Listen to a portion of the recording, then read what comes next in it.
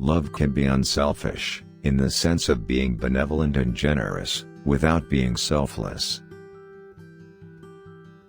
The ultimate end of education is happiness or a good human life, a life enriched by the possession of every kind of good, by the enjoyment of every type of satisfaction.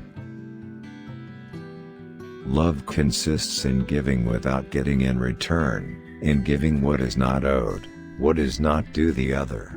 That's why true love is never based, as associations for utility or pleasure are, on a fair exchange. In the case of good books, the point is not to see how many of them you can get through, but how many can get through to you. Love without conversation is impossible. Not to engage in the pursuit of ideas is to live like ants instead of like men. In English we must use adjectives to distinguish the different kinds of love for which the ancients had distinct names. Being influential is not the mark of a great book. An educated person is one who, through the travail of his own life, has assimilated the ideas that make him representative of his culture. We love even when our love is not requited. Freud's view is that all love is sexual in its origin or its basis. Even those loves which do not appear to be sexual or erotic have a sexual root or core. They are all sublimations of the sexual instinct. Theories of love are found in the works of scientists, philosophers, and theologians. We acknowledge but one motive: to follow the truth as we know it, whithersoever it may lead us, but in our heart of hearts we are well assured that the truth which has made us free, will in the end make us glad also. One of the embarrassing problems for the early 19th century champions of the Christian faith was that not one of the first 6 presidents of the United States was an Orthodox Christian. There is only one situation I can think of in which men and women make an effort to read better than they usually do. It is when they are in love and reading a love letter. Men value things in 3 ways: as useful, as pleasant or sources of pleasure, and as excellent, or as intrinsically admirable or honorable. When we ask for love, we don't ask others to be fair to us but rather to care for us, to be considerate of us. There is a world of difference here between demanding justice and begging or pleading for love. Aristotle uses a mother's love for her child as the prime example of love or friendship. It is love rather than sexual lust or unbridled sexuality if, in addition to the need or want involved, there is also some impulse to give pleasure to the persons thus loved and not merely to use them for our own selfish pleasure.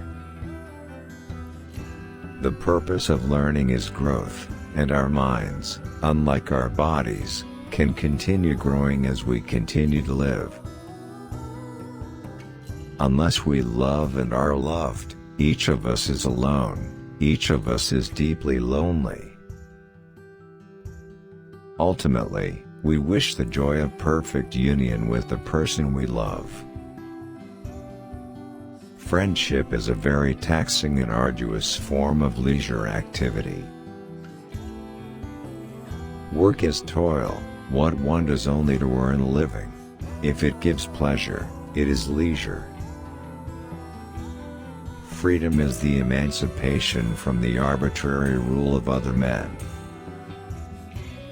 If one wants another only for some self-satisfaction, usually in the form of sensual pleasure, that wrong desire takes the form of lust rather than love. The telephone book is full of facts, but it doesn't contain a single idea. I find the selectivity of erotic love, The choice of this man or this woman, much more intelligible if liking the person is the origin of sexual interest, rather than the other way. If you never ask yourself any questions about the meaning of the passage, you cannot expect the book to give you any insight you do not already possess. Ask others about themselves, at the same time, be on guard not to talk too much about yourself. The love which moves the world, according to common Christian belief, is God's love and the love of God. One of the aims of sexual union is procreation, the creation by reproduction of an image of itself, of the union. Conjugal love, or the friendship of spouses, can persist even after sexual desires have weakened, withered, and disappeared.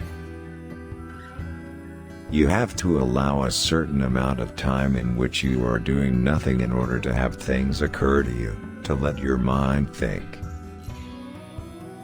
Think how different human societies would be if they were based on love rather than justice.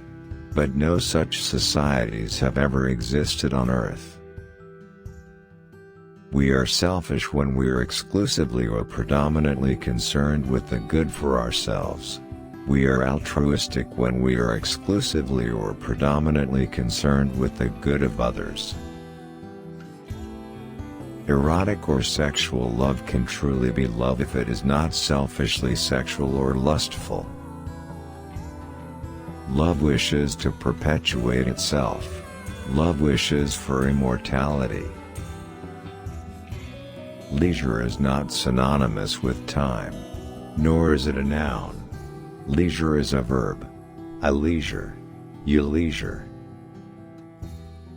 In idling, the motor's running, but you're letting your mind take in anything.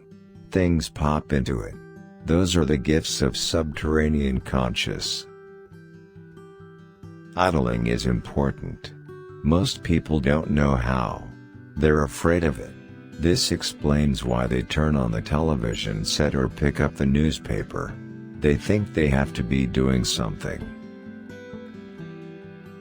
The philosopher ought never to try to avoid the duty of making up his mind. I wonder if most people ever ask themselves why love is connected with reproduction. And if they do ask themselves about this, I wonder what answer they give.